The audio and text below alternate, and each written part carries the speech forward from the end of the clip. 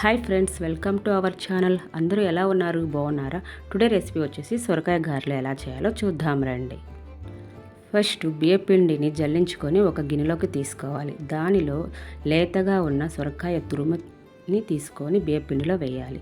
సన్నగా తరిగిన ఉల్లిపాయలు, సన్నగా తరిగిన పచ్చిమిర్చి, సన్నగా తరిగిన కరివేపాకు, అల్లం తురుము, సన్నగా తరిగిన కొత్తిమీర,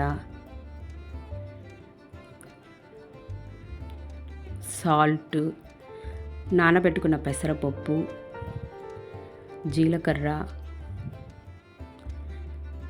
మనకి స్పైసీగా తినాలనుకుంటే కారం, లేదు అంటే కొంచెం పచ్చిమిర్చి ఎక్కువ తీసుకోవచ్చు.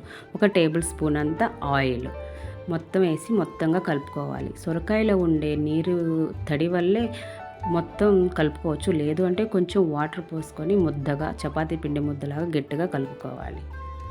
దీన్ని ఒక 15 or 20 మినిట్స్ నానబెట్టుకోవాలి. ఇప్పుడు ఒక చిన్న సైజు బాల్ అంతా ముద్ద తీసుకొని అప్పచ్చల్లాగా, అదే గారెల్లాగా ఒత్తుకొని నూనెలో డీప్ ఫ్రై చేసుకోవాలి.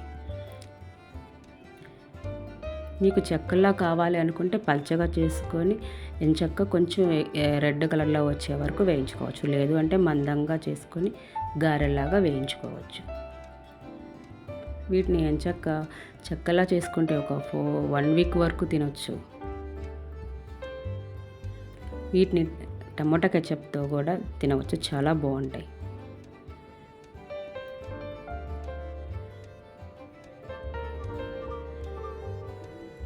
సొరకాయ తురుము వేయకుండా ఉట్టిగా బియ్యపిండితో కూడా చేసుకోవచ్చు. అప్పుడు బియ్యపిండి గారెలు అంటారు. అవి కూడా చాలా చాలా టేస్టీగా ఉంటాయి. ఈ రెసిపీ నచ్చినట్లయితే ఒక్కసారి ట్రై చేయండి. లైక్ చేయండి, షేర్ చేయండి, సబ్స్క్రైబ్ చేయండి ఫ్రెండ్స్. Thanks for watching.